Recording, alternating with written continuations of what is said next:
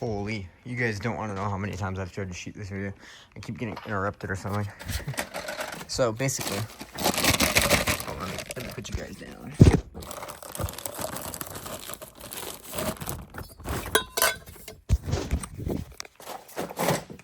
If I don't die. That's the new one, obviously, and this is the old one. You guys can tell the angle.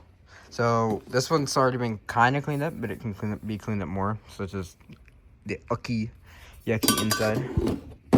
And then walking over here, that's the old tank. It's still got fluid in it, so it was really heavy, and I just kind of yanked it out, as you guys can see. It's got all that varnish at the bottom too. But luckily Victor had a pump for us, and that made it go a lot faster. New tank is in.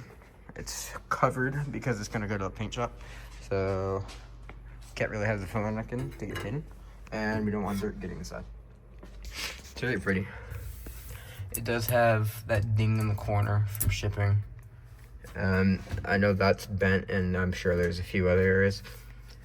This screw is stripped, but we'll probably just put a nut on the other side or something.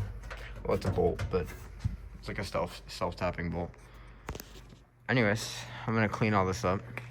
I kind of have a mess. I'm gonna clean it all up, and I'll show you guys the finished product.